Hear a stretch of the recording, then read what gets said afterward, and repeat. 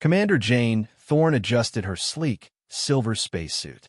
The ribbed accents on her shoulders and chest reflected the dim light of the crystal-lined corridors of Luminera, a city built in orbit of a gas giant. At 5 feet 8 inches with a wiry, resilient physique forged by years of engineering and research missions in deep space, she was a striking contrast to the tall, robust luminance. Her fiery red hair, pulled back in a tight bun, framed a freckled face, and her piercing green eyes took in the unfamiliar space with careful scrutiny.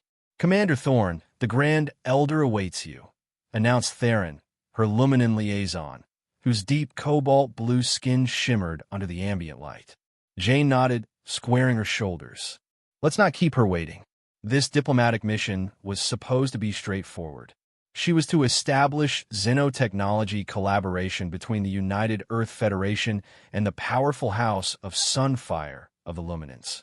As Earth's engineering attaché, her job was to represent her federation with dignity and speak to the facts while the politicians handled the negotiations. The doors to the grand hall slid open, revealing a vast chamber with panoramic viewports looking out at the distant stars. Grand Elder Seraphina stood at the center, her presence commanding immediate attention. Her dark hair, braided into an intricate twist, cascaded down her shoulders, a beautiful contrast to the deep cobalt blue skin that seemed to glow from within. Her large, fiery red eyes assessed Jane with an air of patent interest. "Commander Thorne," she greeted, her voice deep but melodious. "Earth sends its engineers, even for peaceful talks. How characteristic of your race." Jane offered a slight bow. "Elder, we find that a display of intellect often preempts the need for a display of force." A faint smile played on Seraphina's lips. "An interesting philosophy. My children, Aurelius and Lyra." She gestured to 2 small figures partially hidden behind her flowing, golden gown. The brother and sister, no older than 8 by Earth standards, stared at Jane with their large, fiery red eyes. Their skin was a bright orange, several shades lighter than their mother's. They wore matching silver garments that complemented their mother's elegant attire. "It's an honor to meet you both," Jane said, lowering her voice and kneeling to their level. "This is a very beautiful city."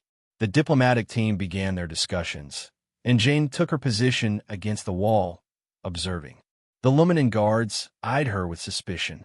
Humans were relatively new to the galactic stage, but their reputation for technological innovation and resourcefulness preceded them. An hour into the negotiations, a ship's siren blared. "Proximity alert. Unidentified vessels approaching," an agitated voice announced over the comms. Jane's hand instinctively went to her utility multi-tool, which could also function as a weapon. The viewports darkened as emergency protocols engaged, but not before she saw several sharp, blade-like ships nearing the city. "KRYLL raiders," one of the Luminen guards hissed, his face pale. Grand Elder Seraphina moved quickly to her children. "Secure the diplomatic wing," she commanded. The ship shuddered as the first impacts hit. The lights flickered, plunging the hall into momentary darkness before the emergency systems kicked in. "We need to move," Jane said firmly, addressing the Grand Elder. "These chambers are too vulnerable." Before she could reply, the far wall exploded inward. Through the breach swarmed armored, multi-limbed creatures with menacingly clicking mandibles. "KRYLL squads." A whisper went up. Chaos erupted. The Luminen guards formed a protective circle around their Grand Elder, but they were quickly overwhelmed. Jane activated her multi-tool, switching it to plasma cutter mode, and with well-aimed shots, neutralized 3 of the raiders, targeting what she hoped were their vital areas. "Commander!" Seraphina cried, her voice leveled despite the panic. "To the escape pods, Deck 7. Jane fought her way towards her, but another explosion separated them. Through the smoke and debris, she saw the twins, huddled together in terror, directly in the path of the advancing raiders. Without a second thought, she broke into a run, firing as she went. Reaching the children, she scooped them up, one under each arm. "Hold on tight," she commanded, turning to find her retreat blocked by fallen debris. The nearest alternative was a maintenance shaft. Prying open an access panel, she thrust the twins inside and followed, sealing the hatch behind her just as claws scraped on the other side. "Your mother said escape pods are on Deck 7, she told the wide-eyed children. "Can you show me the way?" "The one with the little star-shaped birthmark on its left hand," Lyra replied. "That's the way. We'll head that way," Jane thought to herself, then nodded. They crawled through the narrow passages, the sounds of battle echoing throughout the ship. At times, Jane had to blast through locked sections or fight off KRYLL who had breached the maintenance system. When they finally reached Deck 7, they emerged into a corridor littered with bodies. Both Luminen and KRYLL. "Stay behind me," Jane instructed, drawing her backup weapon, a compact but deadly energy blade that could extend into a full-length sword with a flick of a button. They faced 3 more KRYLL before reaching the escape pod bay. Jane made quick work of them, her blades slicing through their exoskeletons with practiced precision. "In here," she said, herding the twins into the nearest pod. Just as the door sealed, the ship shuddered from another massive explosion. "Warning, navigational systems compromised," the pod's AI announced. "Emergency protocols initiated." The pod ejected with a violent force, hurtling away from the besieged Luminen city. Through the viewport, Jane watched as several other pods launched, streaking off in different directions. "Can we contact the other pods?" she asked the AI. "Negative. The communications array was damaged during launch." Jane checked the navigational display. They were on a trajectory for the nearest planet, uninhabited according to the limited data available. "Is this planet safe?" Aurelius asked, his voice a small thing. Jane looked at the twins, their faces pale with fear, but trying to be brave. She forced a smile. "Don't worry. I'll keep you safe until we can contact your mother." The pod rattled as it entered the planet's atmosphere. Systems flashed warnings about compromised heat shields. Jane strapped the twins into their emergency harnesses and braced herself. "Hold on tight," she said as the ground rushed up to meet them. The impact was jarring, flinging Jane against her restraints before she blacked out. Jane woke with a pounding headache and the taste of metal in her mouth. The interior of the escape pod was bathed in the eerie red light of the emergency lighting. Systems beeped erratically, displaying damage reports and environmental warnings. "Commander Thorne," came a quiet voice. Aurelius and Lyra sat huddled together in their crashed seats, their eyes wide with fear but physically unharmed. "I'm all right," she assured them, unstrapping herself and wincing at a sharp pain in her ribs. "Probably cracked, but it's nothing I haven't dealt with before. Are you two okay?" They nodded in unison, their orange hair bobbing with the movement. Jane checked the pod systems. Life support was functional, but communications were dead. The navigational console showed they had crash-landed in a dense, volcanic region of an uncharted moon. According to the atmospheric readings, the air was toxic, at least for a human. She wasn't sure about the Luminen physiology. "Can you breathe the air out here?" she asked the twins. "Yes," Aurelius answered, the more talkative of the two, finding his voice. "Our environmental requirements are different from yours. We need a denser, hotter air." A dull thud on the pod's hull made them all freeze. Something large was outside, investigating the crash site. Through the viewport, Jane caught a glimpse of scaly hide and gleaming teeth. "Looks like we have company," she muttered, drawing her energy blade and checking the charge on her multi-tool. "Only 3 shots left. Not good." Another thud rattled the pod, this time harder. The viewport cracked slightly. "We need to move," Jane decided.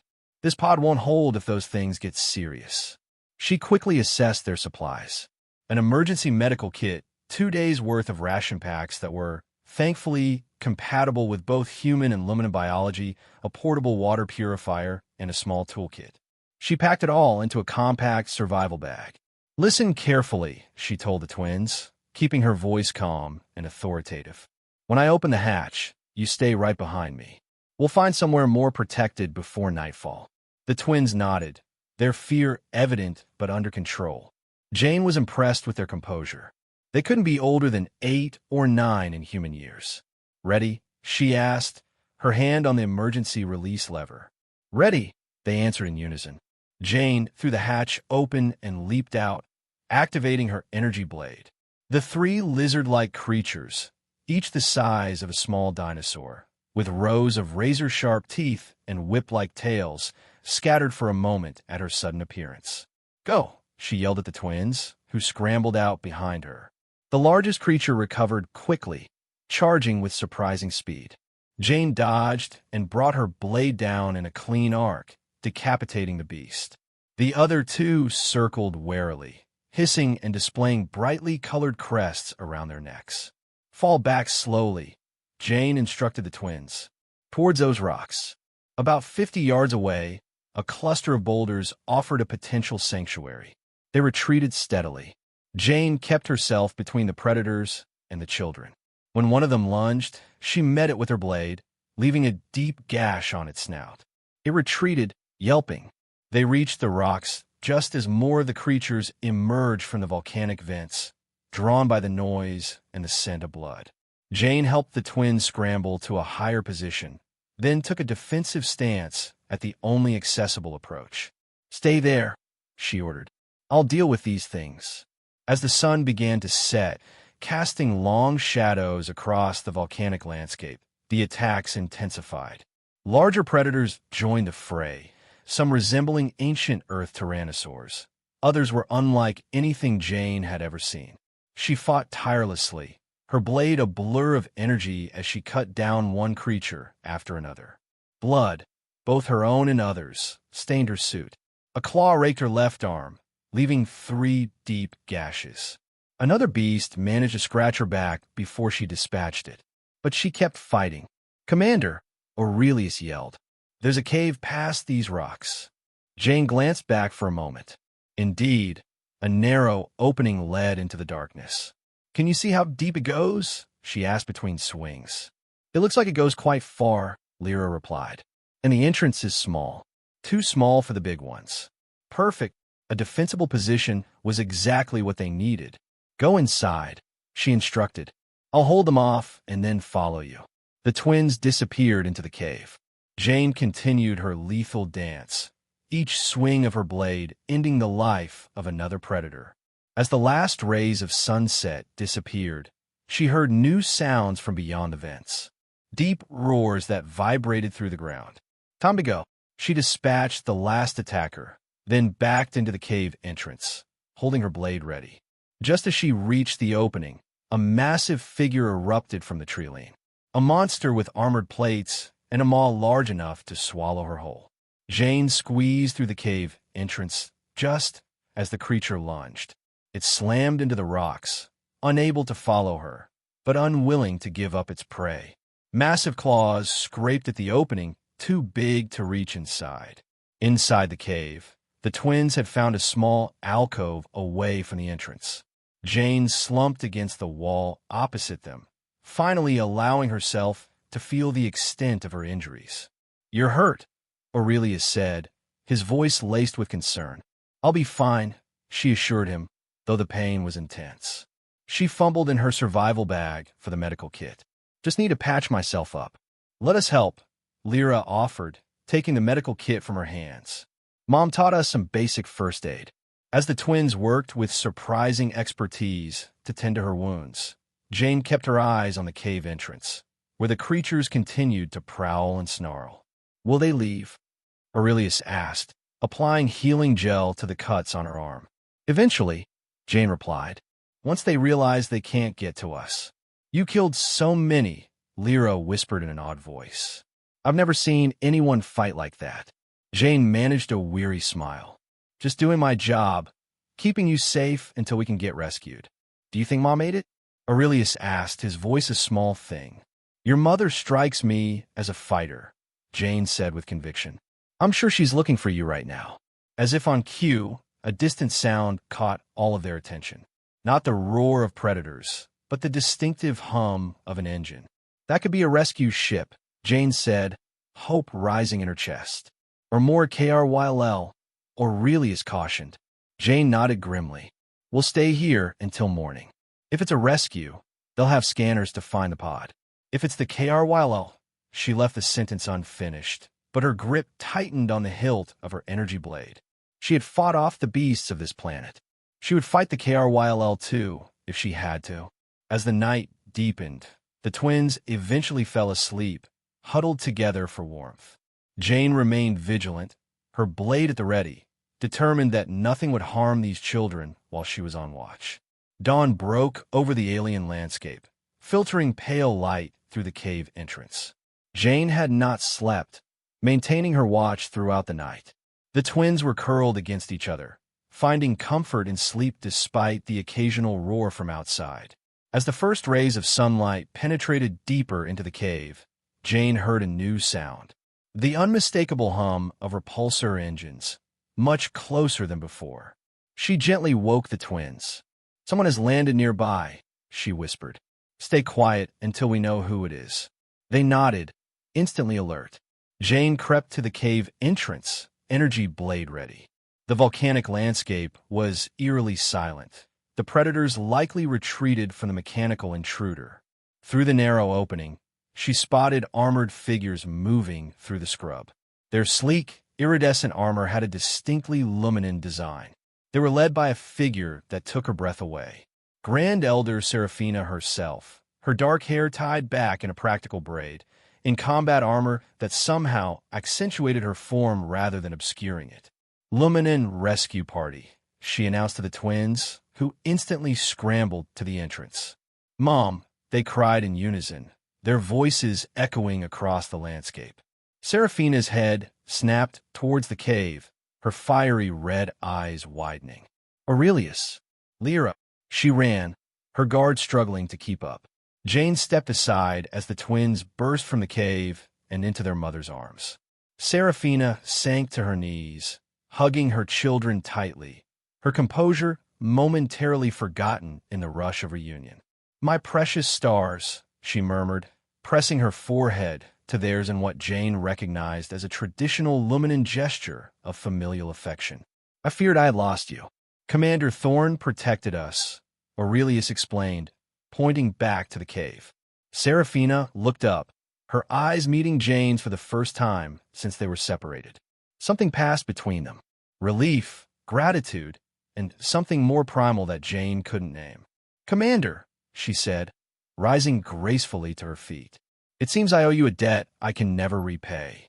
Jane stepped out into the light, aware of her battered appearance. Dried blood was caked on her suit, and the makeshift bandages the twins had applied were soaked through in places. "Just doing my job, Grand Elder," she replied with a slight smile, "though I would not turn down a hot meal and a med bay." Seraphina's eyes narrowed as she took in her injuries. "You are hurt."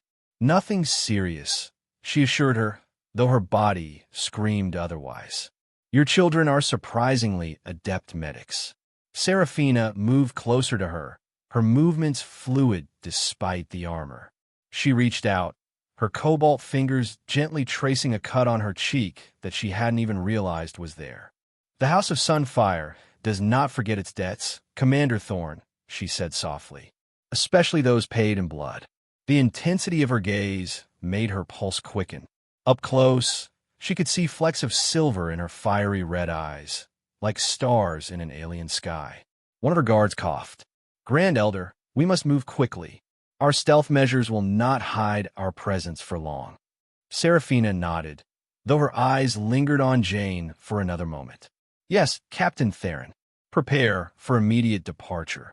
As they walked across the landscape to the Luminen shuttle, Jane noticed the path was littered with the corpses of predators, her work from the previous day. "By the eternal stars," Captain Theron muttered, counting the bodies. "You killed all these creatures human." "They were trying to eat your prince and princess," Jane replied with a shrug. "I was against it." Seraphina looked back at her, her expression unreadable. "How many?" Jane hadn't kept count. 30? 40? Lost track after the first wave. The Luminen guards exchanged looks of disbelief. Seraphina's lips curled into a slight smile. "Impressive," she simply said. The shuttle was a sleek vessel, its hull shimmering with the same pearlescent quality as the Luminen skin. Inside, Jane was ushered into the med bay, where automated systems began to tend to her wounds. Seraphina joined her after she had made sure her children were safe. She had removed her outer armor, revealing a form-fitting undersuit. The attack was not a random raid, she said without preamble, leaning against the doorway. It was an assassination attempt aimed at my family. Jane winced as a medical drone sealed a particularly deep cut on her shoulder. KRYL raiders don't usually take contracts. They're raiders, not mercenaries. Someone paid them very well, Seraphina replied, her voice hardening. And I intend to find out who. Political rivals? The list is long, she admitted, moving closer to inspect the drone's work. As the head of the House of Sunfire and a member of the High Council, I have made enemies. Jane studied her face, looking for deception, but finding only old pain. Your children mentioned your mate passed away recently, she said carefully. I'm sorry for your loss. A shadow passed over her face. Cashin died in the rebellion 2 cycles ago. He was a good man and a good father. Her expression softened. They are his legacy, yes. She paused, studying Jane with a new interest. Do you have children, Commander? No, she replied. The military life does not leave much room for family. And yet you risked everything for children who are not your own, she observed. It speaks to your character. Before Jane could reply, the ship's comms came alive. Grand Elder, we are nearing the jump point. Stealth systems at maximum, but we are detecting KRYL signatures in the sector. Seraphina straightened. I must return to the bridge. Rest, Commander. We will speak more once we are safe. As she turned to leave, Jane's hand gently closed around her wrist. The contact sent an unexpected jolt through her. Her skin was warmer than a human's, with a subtle electrical charge. Grand Elder, she said, her voice a low thing. If someone is targeting your family, you may need more than your conventional security. Her eyes dropped to where her hand clasped her wrist, then rose to meet her gaze. Are you offering your services, Commander Thorne? There was a double meaning in her words that did not escape Jane. The air between them seemed to charge with unspoken possibility. I'm quite good at destroying things that threaten what I protect, she said with a half-smile. Seraphina's lips parted slightly, her free hand rising to rest on Jane's chest. Through the thin medical garment, she could feel the warmth of her palm. Yes, she murmured. I have seen the proof of that. Her eyes swept over her body, lingering on the newly healed wounds. 100 years of luminen evolution, and not one of my guards could have done what you did. The ship shuddered slightly, breaking the moment. Seraphina stepped back, composing herself. We will continue this discussion at my keep, she said, her tone back to professional, though her eyes still held that intriguing heat. Once my children are safe, we can explore the full extent of my gratitude. With that teasing promise, she was gone, leaving Jane to wonder what exact form that gratitude might take, and why the prospect made her heart beat faster than any encounter with a planet full of predators. The Keep of the Sunfire lay sprawled across a private asteroid orbiting the Luminen homeworld. Its glowing spires and elegant domes were a testament to the family's wealth and influence. Jane stood on a balcony overlooking gardens filled with bioluminescent flora, still adjusting to her new reality. 3 days after their rescue, she had been granted opulent quarters in the family wing. It was an honor not lost on the staff, who treated her with a mixture of curiosity and suspicion. The Luminans had a complicated relationship with humans. Their species had established diplomatic relations only 5 years ago, and cultural integration remained minimal. Enjoying the view, Commander? Jane turned to see Seraphina, dressed in a flowing midnight blue gown that complemented her cobalt skin. Since their arrival, she had maintained a professional distance, attending to political affairs and ensuring her children's security.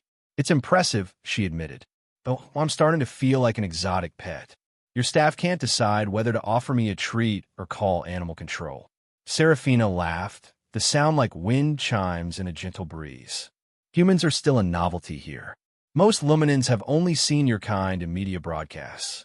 And what do those broadcasts say about us? That you are impulsive, aggressive, and dangerously unpredictable. Her eyes twinkled with amusement. but also resourceful, adaptive, and fiercely loyal. Sounds about right, Jane conceded with a smile. Seraphina moved closer, placing her hands on the balcony railing next to hers. The council is in an uproar over your presence here.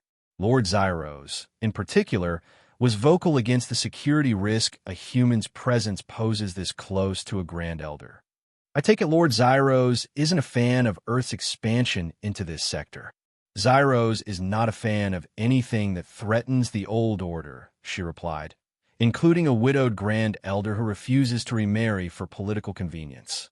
Jane studied her profile, admiring the elegant line of her jaw and the subtle luminescence that seemed to emanate from beneath her skin in the twilight.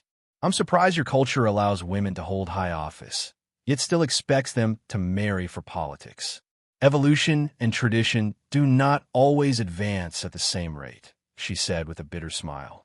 We have moved on from many outdated practices, but some persist, especially among the old houses.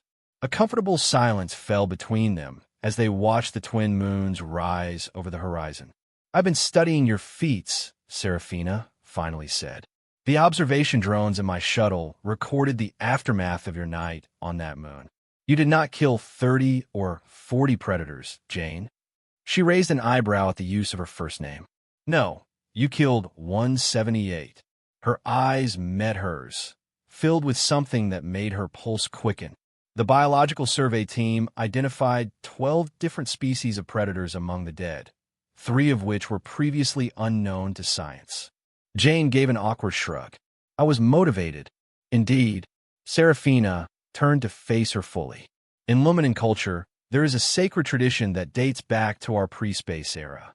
When one saves a life, especially a child's, they create a bond that supersedes all normal social contracts. We call it Talora, the debt of life. Sounds serious. It is. Her voice softened. You saved not one child, but 2. My children, my legacy. By our most ancient laws, I owe you a debt that cannot be repaid with wealth or favors. Jane shifted her stance, suddenly aware of how close they were. I did it without any expectation of a reward, which only increases the weight of the obligation. Seraphina took a step closer, eliminating the space between them. The traditional recompense for such a debt is through a ritual of bonding. It will make you an official member of the House of Sunfire, with all the privileges and protections that come with it. I'm not sure the Earth Diplomatic Corps would approve of my joining an alien noble house, Jane said, though she felt more intrigued than hesitant. They already have, Seraphina replied with a slight smile. I spoke with your ambassador, Holden, this morning. He seemed quite enthusiastic about strengthening human-Luminan relations through such a personal bond. Jane couldn't help but laugh. I'll bet he was. Holden has been trying to embed a human representative in the Luminan nobility for years. There is more you should know, Seraphina continued, her tone more serious. The Talora bond is not merely political. It is intimate. The way she said the word sent a shiver down Jane's spine. Intimate. In ancient times, when a warrior saved a family member, it was believed they had proven their genetic suitability. Her fingers traced a languid pattern on her forearm. The bond was sealed through physical union, ensuring the strength of the protector would be passed down to future generations. Jane swallowed hard, suddenly aware of the heat radiating off her body. That's a rather old tradition. It is rarely practiced in its full form in these modern times, she admitted. But given the exceptional circumstances and your extraordinary actions, her eyes met hers, filled with unmistakable desire. I find myself drawn to the old ways. Before Jane could reply, the door to the balcony opened, and Captain Theron entered with a stiff bow. Grand Elder, forgive the interruption. The Council has called an emergency session regarding the KRYLL incident. Your presence is required. Seraphina's expression immediately cooled, her political mask back in place. Very well, Captain. Have my shuttle prepared. As Theron retreated, Seraphina turned back to Jane. Consider my offer, Commander. The ritual will take place during the Festival of Ascension in 3 days' time. She leaned in, her lips brushing her ear. And know that while politics necessitates this bond, my desire for it is completely personal." With that tantalizing promise, she was gone, leaving Jane to contemplate a future far different from anything she had envisioned when she accepted this diplomatic assignment. Later that evening, as Jane ate dinner with the twins in their private garden, she found herself bombarded with questions about Earth and human customs. "Is it true humans only live to be 100? Aurelius asked, his eyes wide with wonder. "If we're lucky," Jane replied, amused by their curiosity. "That's so short," Lyra exclaimed. "Luminans live for 500 years or more." "Mom says you're going to be our Talora guardian," Aurelius said, changing the subject with a child's directness. "Does that mean you'll stay with us forever?" Jane nearly choked on her drink. "Your mother discussed this with you?" The twins nodded in unison. "She said you'd be bonded to our house through a sacred ritual," Lyra explained. "That you'd be our protector and part of our family. And that we should call you Jane, not Commander Thorne," Aurelius added. Jane set down her glass, touched by their enthusiasm. "Would you like that if I were to stay?" "Yes," they both said in unison without hesitation. "You make Mom smile," Lyra said with a child's innocent insight.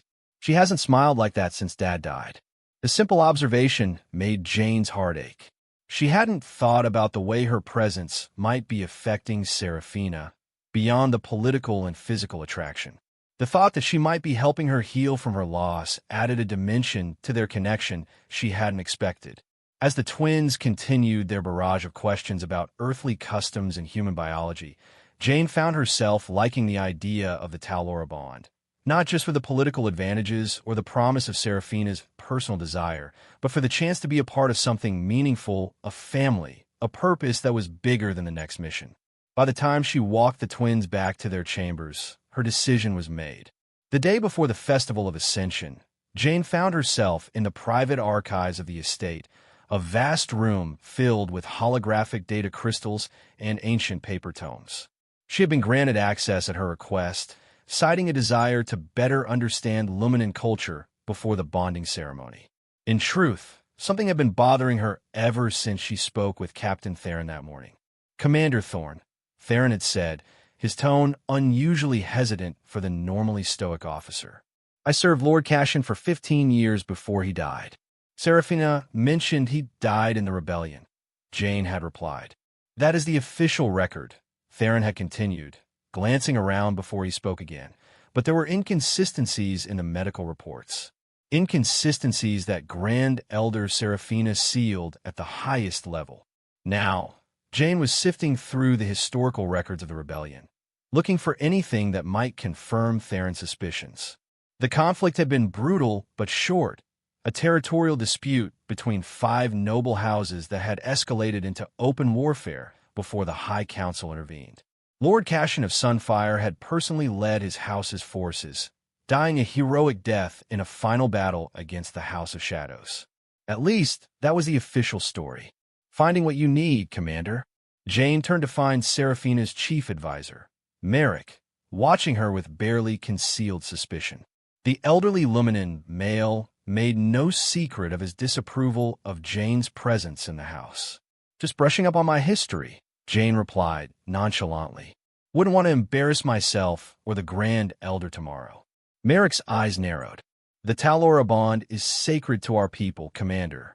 It is not a political tool to be used by an outsider." "I have nothing but the utmost respect for your traditions," Jane assured him, keeping her tone diplomatic despite his blatant hostility. "See that you do." Merrick turned to leave, then paused. Lord Cashin was a great man, irreplaceable one could say. The hidden threat was not subtle. After Merrick left, Jane returned to her research with renewed determination. 3 hours later, she found what she was looking for. A sealed medical file that her diplomatic access codes had barely been able to breach. The contents confirmed Theron's suspicions. Cashin of Sunfire had not died of combat wounds. He had been poisoned by a neurotoxin that mimicked the effects of KRYLL energy weapons. Someone had murdered him and covered it up as a casualty of war. "I thought you would find that." Jane turned to find Seraphina standing in the doorway, her expression unreadable. She wore a simple silver gown that caught the light as she moved towards her. "You knew," Jane said. It was not a question, but a statement. "Of course I knew," she sighed, sitting in a chair opposite her. "I ordered the investigation myself. Why did you keep a secret?" "Politics," her mouth twisted with bitterness. Had I publicly accused the House of Shadows of assassination instead of legitimate warfare, it would have reignited the conflict. The council had just brokered a peace. Millions more would have died in a renewed war. Jane studied her face, looking for deceit, but finding only old pain. "You sacrificed justice for your mate to prevent more bloodshed." "I sacrificed immediate justice," she corrected, "but not justice altogether. I've spent 2 years building the evidence, forging alliances, strengthening my position on the council." The understanding dawned on Jane. "The bond with me. It's part of your strategy, isn't it? Having a human warrior bonded to your house gives you leverage." Seraphina's eyes flashed. "Do not presume to understand my motivations so simply, Jane Thorne. Yes, your status as a human military representative offers political advantages, but if that were my only concern, I could have chosen a dozen Luminen warriors." She stood and moved towards her with a fluid grace, placing her hands on the armrests of her chair, effectively trapping her. The scent of her, something like ozone and jasmine, filled her senses. "I chose you because you proved your worth in the most primitive way," she said, her voice dropping to a husky whisper. "You defended my children with a ferocity that would make even our most decorated warriors envious. You killed nearly 200 predators with nothing but a blade and resolve." Her face was inches from hers, her fiery red eyes full of intensity. "And yes, I find myself physically attracted to you in a way I did not expect. The Talora bond serves multiple purposes, Jane. Justice for Cashin is one. My personal desire for you is another. Are they mutually exclusive?" Jane held her gaze. "No, but need to know what I'm walking into. If we complete this bond, am I just a weapon you aim at your mate's killers?" "You are many things to me," she replied. One of her hands moved to trace the line of her jaw. "A weapon? Yes. An ally? Of course. But also something I had not allowed myself to want since Cashin died." The raw honesty in her voice convinced her more than any political explanation could have. Jane raised a hand, her fingers tangling in her silky dark hair. "Then I consent," she said simply. "Completely." The tension between them ignited, and Seraphina closed the remaining distance. Their lips met in a kiss that started out gentle but quickly devolved into something more primal. Her skin radiated a warmth, that subtle electrical charge intensifying wherever they touched. When they finally broke apart, both of them breathing heavily, Seraphina's eyes had darkened to a deep violet. "The festival begins at dawn," she murmured. "We should wait until the ceremony." A deafening explosion rattled the archives, throwing both of them to the floor. Alarms wailed throughout the estate. "The twins!" Seraphina gasped, trying to get to her feet. Jane was already moving, drawing the energy blade she now kept with her at all times. "Where are they?" "In the garden pavilion with their tutors," she replied, activating a comm panel on the wall. "Security status?" Captain Theron's voice came through, punctuated by the sound of gunfire. "Perimeter breach on sectors 3 and 7. Multiple hostiles, KRYLL raiders, and others. They are heading for the family wing." "The garden pavilion is in Sector 3, Seraphina said, her face pale. "My children. I'll get to them," Jane promised, already sprinting for the door. "Get to safety."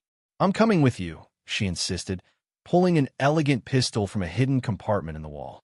They raced through the estate's corridors, the sounds of battle growing louder.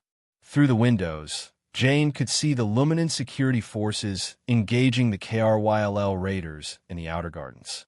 But something else caught her eye. Figures moving with a military precision, in armor that was not of KRYLL design.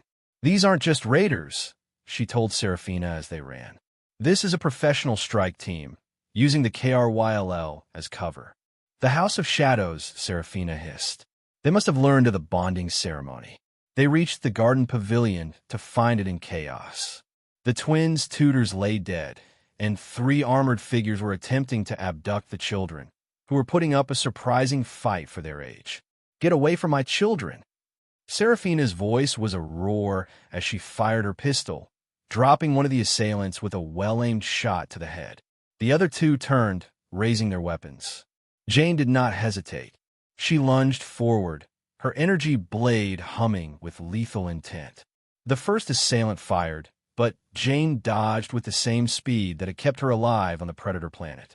Her blade cut through the assailant's weapon, then the armor beneath. The last assailant grabbed Lyra, using her as a human shield. "Stop, or the child dies." Jane froze, calculating angles and timing. The assailant's helmet obscured its face, but the voice was distinctly luminant. "The House of Shadows sends its regards, Seraphina," the assailant sneered. "Your human pet cannot save you or your spawn." Jane met Lyra's eyes and gave a near-imperceptible nod. The girl understood, surprisingly. She went completely limp, suddenly dropping her weight. As the assailant adjusted his grip, Jane threw her blade with perfect precision. It spun through the air and embedded itself in a narrow gap between the assailant's helmet and breastplate. As the assailant fell, Jane lunged forward to catch Lyra before she hit the ground. "Are you hurt?" she asked, checking her for injuries. "No," she replied, her voice leveled despite the trauma. "I knew you would save us." Aurelius ran to his mother, who held him tightly, keeping her weapon trained on the doorway. "We need to move," Jane said, lifting Lyra into her arms. That was only the first wave. As if to confirm her assessment, an explosion rocked the far side of the estate. The Festival of Ascension would have to wait. The war for the survival of the House of Sunfire had begun. "This way," Seraphina commanded, leading them through a hidden passage behind a decorative fountain. A panel slid shut behind them, just as more explosions rocked the estate. Jane carried Lyra, while Seraphina led Aurelius. Both children were remarkably composed, despite the chaos. The passage descended steeply, lit by bioluminescent strips that activated as they approached. "Where are we going?" Jane asked, ducking to avoid a low-hanging pipe. "To the ancestral bunker," Seraphina replied. "It dates to before the rebellion, fortified to withstand an orbital bombardment." They emerged into a wider corridor where Captain Theron waited with 4 guards, all showing signs of recent battle. "Grand Elder," Theron saluted. "The situation is deteriorating. The House of Shadows forces have breached the inner perimeter, and we have identified Lord Zyros himself leading the assault." "Casualties?" Seraphina asked, her voice leveled despite the circumstances. 12 of our guards confirmed dead, many more wounded. The estate staff have been evacuated to secondary shelters." Jane set Lyra down, but kept her close. "What is Zyros' objective? Assassination or capture?" "Both, I suspect," Theron said grimly. "With the Grand Elder and her heirs eliminated, Zyros could claim the estate by ancient right of conquest." "Not while I'm breathing," Jane said. Theron looked at her with new respect. "The human's efficiency in combat is impressive. I reviewed the security footage from the garden pavilion. 3 elite shadow assassins neutralized in less than 12 seconds. Seraphina's lips curled into a grim smile. And that was just the warm-up. She turned to Jane. "The bunker is 2 levels down. Theron and his men will escort the twins." "And us?" Jane asked, already suspecting her answer. "We're going to give Lord Zyros the welcome he deserves." Her eyes gleamed with a cold fury. "He came expecting to find a vulnerable widow and her children. Let's show him what happens when you threaten a human's chosen family." The twins clung to Jane before leaving with Theron. "Will you come back?" Lyra asked, her small hand gripping hers with surprising strength. "You can count on it," she promised, squeezing her gently. "Look after your brother until I return." Once the children were safe, Seraphina led Jane to an armory hidden within a passage system. She changed out of her ceremonial suit into combat armor that hugged her form while offering substantial protection. "Quite the look," Jane commented, selecting a weapon for herself.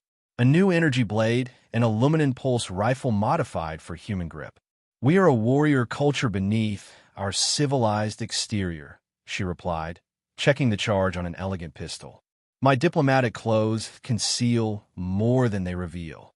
"I've noticed," Jane said with a meaningful look that caused her cobalt skin to darken slightly. "Focus, Commander," she chided, though her eyes twinkled. "Defeat my enemies first, and then we can explore what else my clothes are concealing." Jane grinned, the pre-battle adrenaline mixing with desire in an intoxicating concoction. "Yes, ma'am." They made their way through the passage system, emerging into the estate's grand hall. The once pristine chamber was now a battlefield, with Sunfire guards exchanging fire with House of Shadows forces across a debris-strewn floor. There, Seraphina pointed out a figure on the mezzanine, surrounded by elite guards. Lord Zyros. Jane studied their opponent. Lord Zyros was tall even for a Luminan, with a night-dark skin tone and short, military-style silver hair. He wore ornate combat armor that spoke more of status than of function. A weakness, Jane noted. "I count 12 guards with him, another 20 scattered throughout the hall," Jane assessed. "The odds are terrible," Seraphina replied with a predatory smile.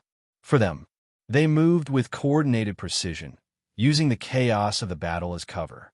Jane's human fighting style, direct, brutal, and unpredictable, perfectly complemented Seraphina's fluid Luminant techniques.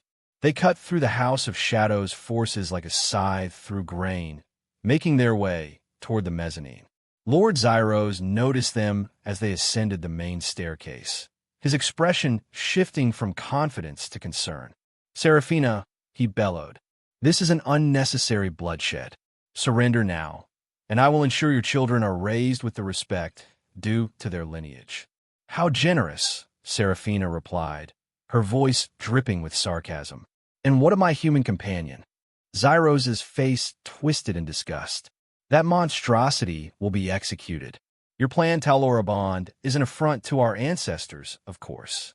"Funny," Jane yelled, as she dispatched another guard with a brutal efficiency that made even the hardened shadow soldiers flinch. "I'm not worried about your ancestors. It's your future that's looking rather short right now." Zyros's eyes widened as Jane broke into a full sprint, moving faster than any Luminan could match. 3 guards fell before they could even raise their weapons. Another 2 fired wildly, their shots missing as Jane rolled and came up inside their guard, her energy blades slicing through the expensive armor like paper. Seraphina was no less lethal, her movements graceful yet devastating as she eliminated threats with a cold precision. Together, they reached the mezzanine in a storm of violence that left Zyros's elite guard battered. "Impossible," Zyros breathed, backing away as Jane advanced on him. "No one warrior could have. I killed nearly 200 predators to protect her children," Jane said, her voice deadly calm. "What made you think I would do less to protect her?" Zyros drew his ceremonial sword. "A true metal blade," Jane commented in surprise.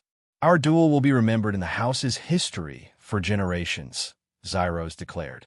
"The day Lord Zyros slew the human monstrosity." Jane deactivated her energy blade and tossed it aside. "Let's make it a fair fight." She drew a combat knife from her boot, a simple human steel blade. "Nothing fancy." Zyros laughed at the seemingly primitive weapon. "Your arrogance will be your downfall, human." What followed was less a duel and more an execution. Zyros was skilled by Luminan standards, but Jane moved with a speed and ferocity that no amount of formal training could match. Earth's higher gravity had given humans an evolutionary advantage in muscle density and reaction time that translated into a devastating edge in combat. Within moments, Zyros was disarmed and on his knees, Jane's knife at his throat. "Do it," Seraphina commanded, her voice cold. "For Cashin, for my children, for us." Jane met her eyes across the blood-splattered mezzanine. "No," she said. "He faces justice. Real justice. The council will know what he did to your mate, what he tried to do to your children." Zyros snarled. "The council will never." "The council is already aware," a new voice boomed. An elderly Luminan female in an ornate gown stood at the entrance to the grand hall, flanked by council guards. Lord Zyros, you are charged with assassination, conspiracy, and violating the rebellion accords. As the council guards took Zyros into custody, Seraphina walked to Jane, her eyes shining with emotions too complex to name. You could have killed him, she said softly. Why didn't you? Because I'm not just a weapon, Jane replied, putting away her knife. And you're not just a widow seeking revenge. We are better than that, together. The fire of battle, still burning in their veins, found a new outlet, as Seraphina pulled her into a fierce kiss, uncaring of the council members and guards who watched.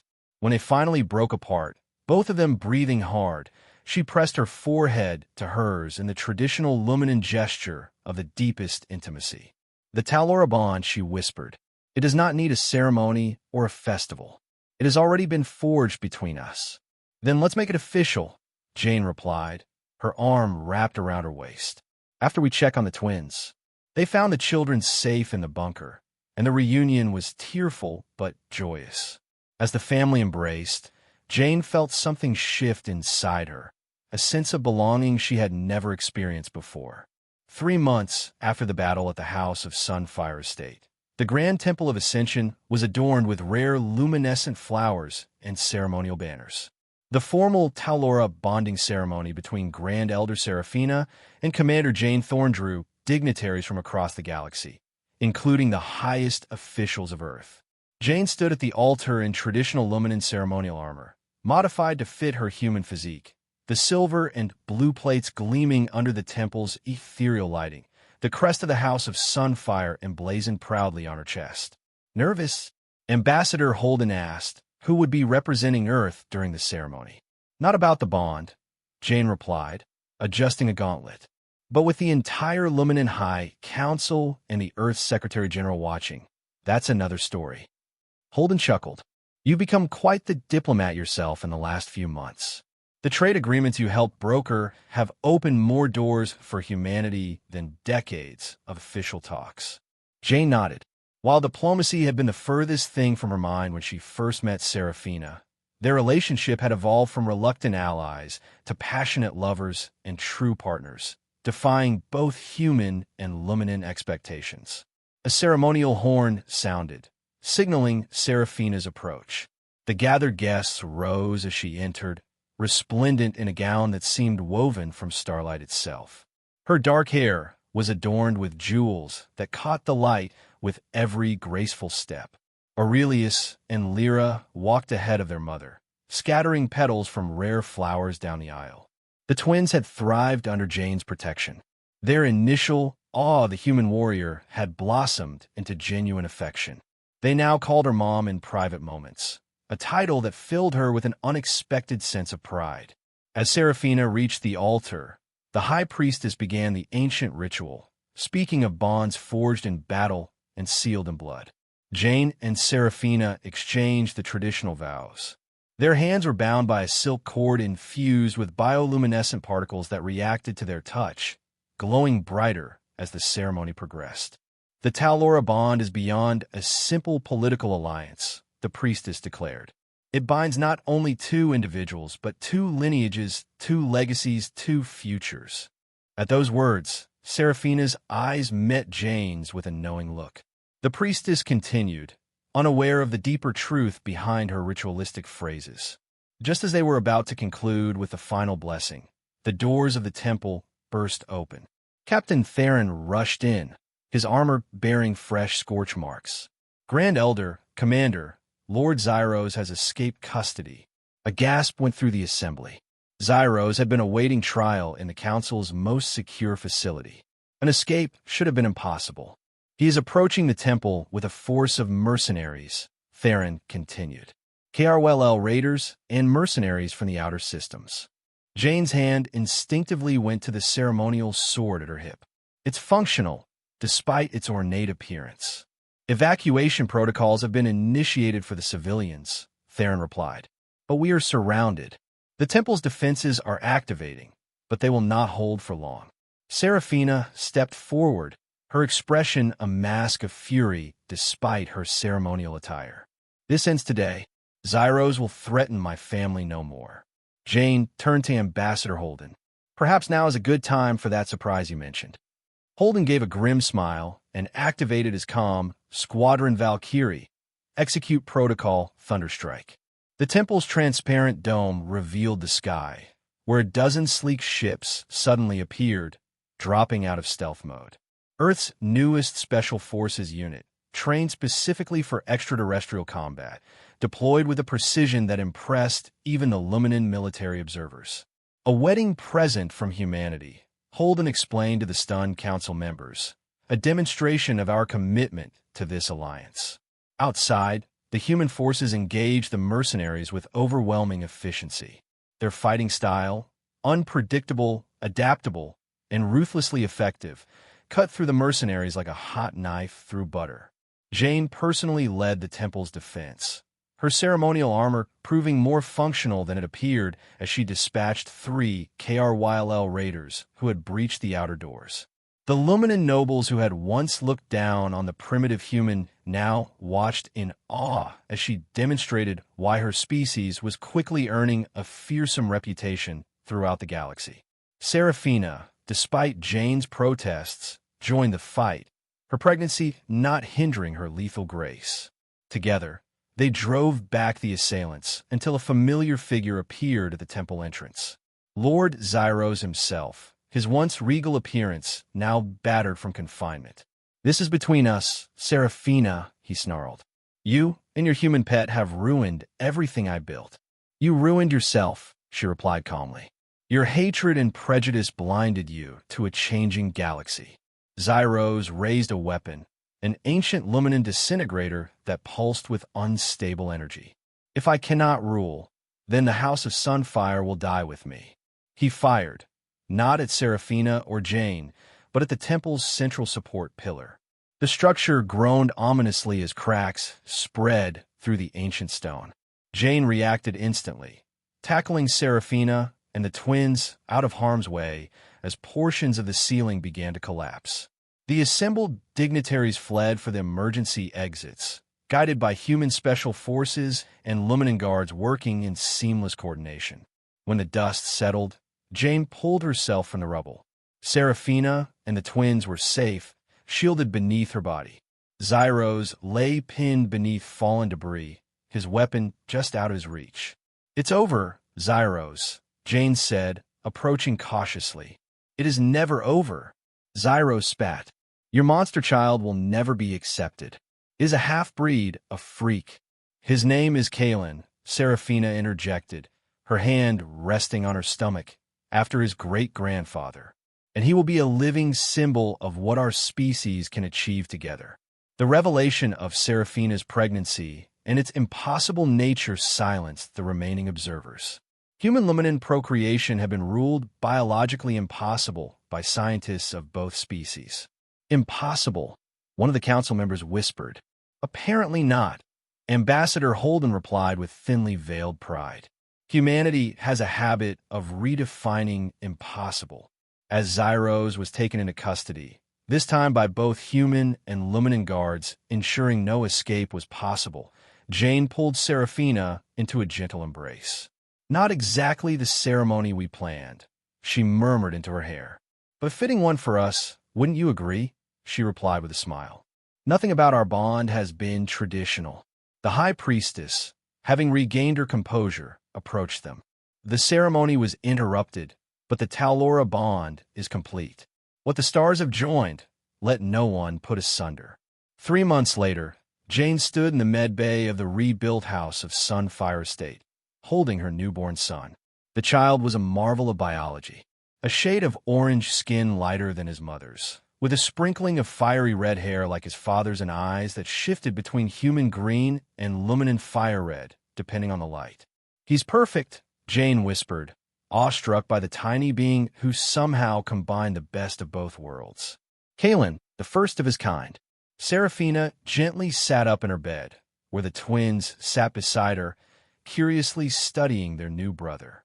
"A name worthy of the first of his kind," she said. "The first of many," Jane replied, gently passing the baby into Seraphina's waiting arms. The Earth Diplomatic Corps is already fielding requests from a dozen Luminen houses about human Luminen cultural exchange programs. Seraphina laughed. Is that what they're calling it now? Apparently, we've started a trend. Jane sat beside her, holding her family, her reward for every scar, every battle, every moment of danger. Outside the windows of the room, the estate's gardens bloomed with new life. While in orbit, a combined fleet of Earth and the House of Sunfire stood as a symbol of their unprecedented union. The stars themselves seemed to shine brighter over this new beginning, not just for a family, but for two species who had found that together they could achieve the truly extraordinary. As little Kalen yawned and settled into his mother's chest, Jane reflected on the journey that had brought her here. From a diplomatic mission gone wrong, to a night of desperate battle against alien predators, to becoming the mate of a Luminen Grand Elder and a parent to the most incredible child in the galaxy. Every scar had indeed been worth it.